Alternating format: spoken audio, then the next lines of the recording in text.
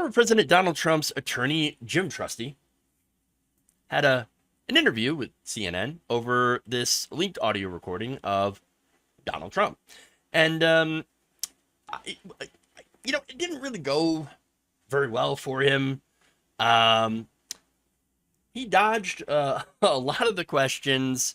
So let me just give you a bit of a supercut of that interaction. It's a 9-minute interview, so I had to cut it down. Were you aware of the existence of this tape prior to this report? Yeah, this is really missing the real story here. This is a leak campaign. I understand what you're saying. Let me give it a a quick second. I'm just wondering, did you know that this tape existed? And are there others? I am not going to try a case based on the government leaks, but we need to just recognize the significance of the moment, which is DOJ and FBI, or some combination of them, are engaging in a leak campaign. Now, this actually started 3 days after the raid on Mar-a-Lago with an unprecedented press conference. You've never seen in the history of prosecution an attorney general doing that, Jim, and we're on that same line. Jim, I just have to correct you. The Mar-a-Lago raid was publicized by your client. Former President Trump tweeted out that it was happening when it was happening. Well, this is consistent. This is leaking evidence in a campaign to justify the unjustifiable. All right. A point taken about how you feel about the information being in the public, but the substance of it.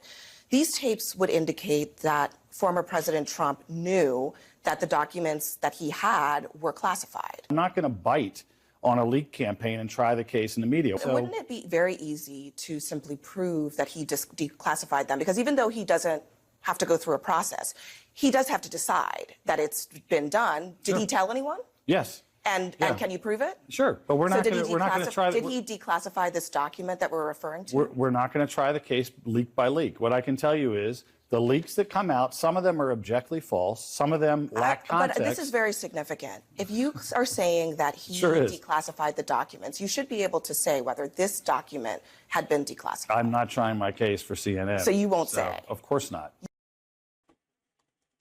Wow, that's a lot of not doing it. No, wait. But if you can prove that, he had declassified it. Okay, well then you could show the evidence and prove that yes, he did declassify. All he had to do was just like tell a staffer or something like, hey, before I go, while I'm still president, I hereby declassify all of these documents, and there it is. Wow, that's pretty much all. The president had the power to do that. The fact that he didn't, I mean, come on. He could have, he didn't, and he knew it, and that's what the tape allegedly says. But then, again, you know the defense that they're doing, the same defense from before, he had already declassified it with his mind. Apparently he told somebody, but nobody's coming forward on that one. So, in order to defend their side, there's that. And his other defense is DOJ leak, DOJ leak, DOJ leak, DOJ leak. He said it over 30 times in that entire interview. It's 9 minutes long. 9 minutes long. Okay? Now, that said, I'm not saying the DOJ or the government hasn't leaked to anyone, or to the press before, right? But you're basically admitting that Donald Trump had documents that he knew were classified, and he did not declassify them before leaving office. I mean, you say that he did, but then you refuse to prove it because, leak CNN.